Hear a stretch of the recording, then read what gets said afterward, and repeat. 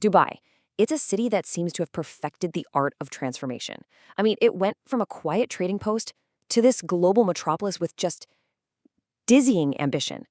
Its story is one of constant dramatic reinvention. So, how on earth did they pull it off? Let's get into it. This really is the big question, isn't it? How does a small 19th century port, a place known for pearl diving and trade, transform into a 21st century icon that's basically synonymous with the future?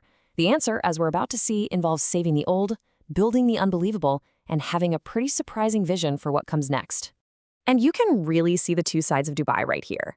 On one hand, you've got the winding, narrow alleys of Al Bastakia, a historic trading village from way back in the 1890s.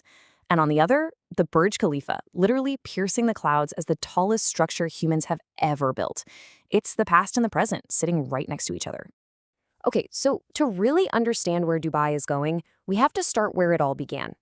Let's head into the city's historic heart, the Al Bastakia district.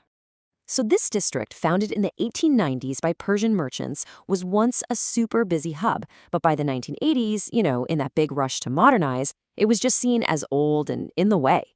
Half of it was demolished to build an office complex, and by 1989, the rest of it was scheduled to be completely wiped out. The soul of old Dubai was literally days away from being lost forever. Then something totally unexpected happened. A British architect who lived there started a campaign to save it. He wrote a letter to Prince Charles, who just so happened to be visiting that year. The prince was given a tour, and he personally suggested that Al Bastakia should be preserved. And just like that, with that little royal nudge, the demolition plans were canceled. Wild, right?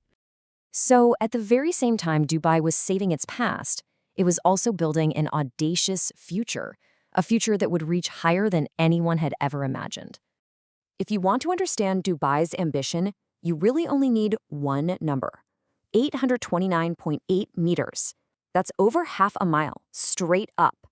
The Burj Khalifa didn't just break the record for the world's tallest building. It absolutely shattered it. Now, that kind of ambition, it doesn't come cheap. The total cost is estimated at a cool $1.5 billion. That's a massive investment, but it had a very clear goal: put Dubai on the map as a top-tier destination for tourism and business. And the Burj Khalifa wasn't just about being the tallest. Oh no, it was about collecting world records.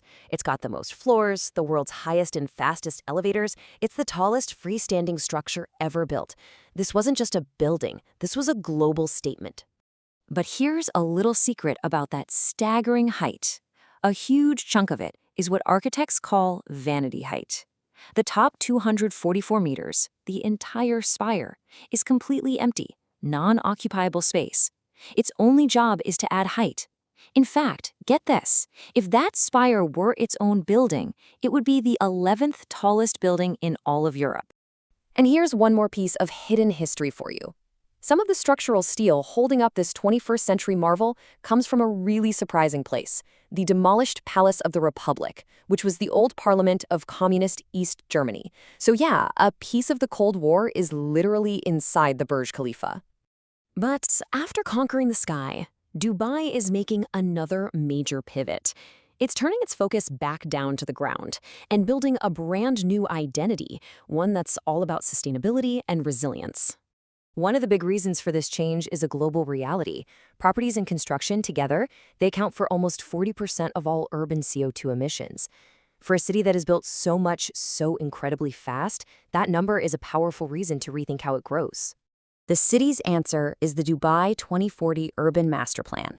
And the goals are just incredibly ambitious. We're talking doubling green spaces, and this is amazing, aiming for nature reserves in rural areas to make up 60% of the emirate's total land. And this local vision is now being matched with global action.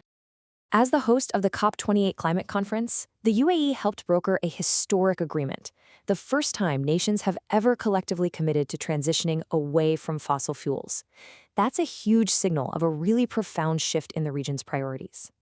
So when you step back, you've got three totally distinct versions of Dubai: the historic port, the vertical city, and now this emerging green metropolis. Let's just break down that evolution. You can track the entire journey right here. It started as a human-scale trading port driven by commerce. Then came the big reinvention into a vertical city, fueled by tourism and a really powerful motive, getting global recognition. And now we're seeing the pivot to a sustainable future, focused on a green economy and motivated by one key idea: resilience. Each phase is a radical reinvention. From preserving its history to conquering the present to designing a resilient future, Dubai has proven it is a city of constant transformation. It just leaves us with one single fascinating question. If a city can reinvent itself this completely, not once, but twice, what will its next identity be?